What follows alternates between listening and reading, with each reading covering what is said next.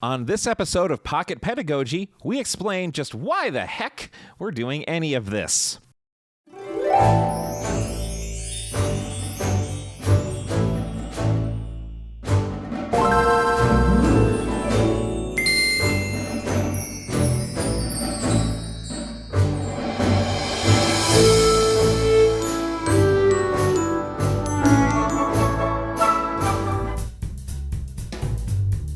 For years, the handheld video game console has been seen as secondary, and also ran to its more powerful console and PC brethren, primarily used to kill some time while waiting for a flight, or at the doctor's office, or anywhere else you'd really rather not be. And sure, when you have it there, you're glad you have it. But when you get home and you want to play more video games, the odds are you're going to reach for a more powerful platform. Those smaller, simpler games were nice, but why settle for their comparatively primitive offerings when you have the full fat options at your disposal?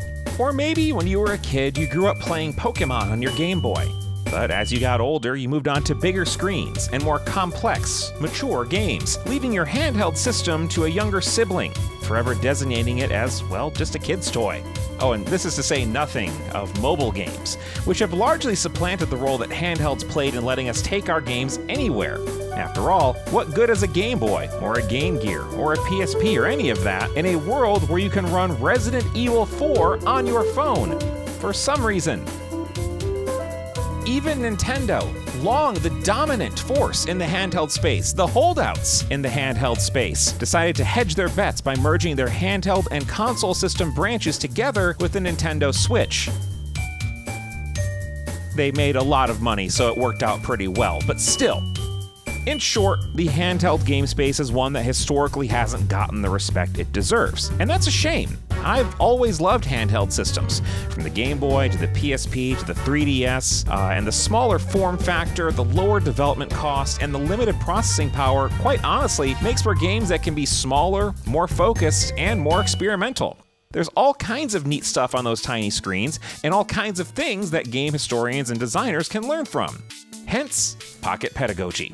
This series seeks to explore some of the interesting, under-discussed, and unique games available on handheld platforms. We're not just doing reviews and critiques, though that will be part of it. We're also trying to figure out what these games can teach us about designing and understanding games, as well as looking at how they fit into broader cultural and social contexts. Basically, we want to learn how these smaller-scale games have had big impacts. Now, you might be expecting extensive videos looking at the likes of Zelda and Pokemon.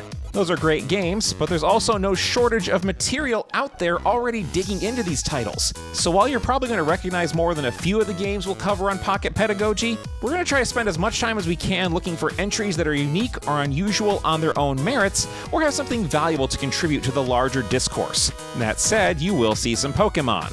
I'm not crazy, I want people to watch these.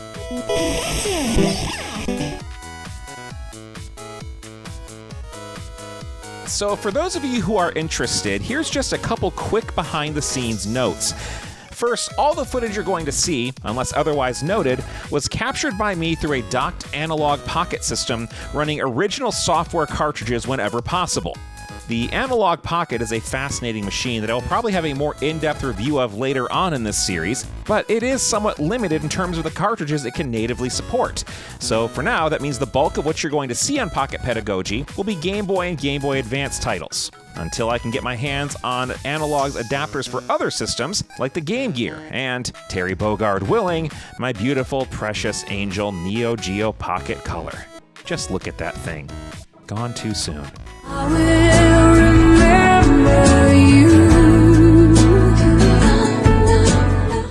Now, the visuals you see will be coming from the default analog GB and GBA filters running at a larger scale than you would normally see them at. So the visuals in the video will not necessarily resemble the original scale and resolution of the hardware, even though the Analog Pocket is really indistinguishable in terms of how it runs the software from that original hardware. Moreover, for the sake of ease and compatibility, these signals will be running through HDMI, meaning the signal may be quite a bit cleaner than you might expect from the original screens, but that's just the way it works in the kind of digital setup I've got. I have elected to capture video without any scanline or other filters, so we can really pay homage and tribute to the clarity of the pixel art as much as we possibly can.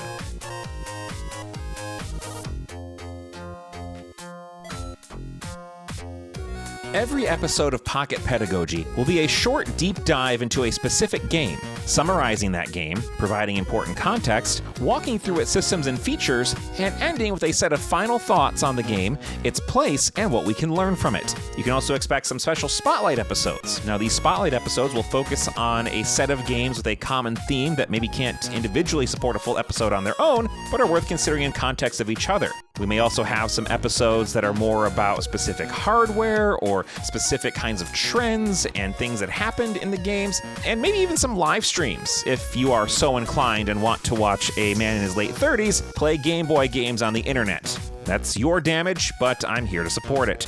In short, it should be an interesting journey into a canon of games that you maybe haven't considered as much before, and I hope that you will join me as we press that metaphorical start button. Until next time, I'm Brian Carr, and that has been Pocket Pedagogy.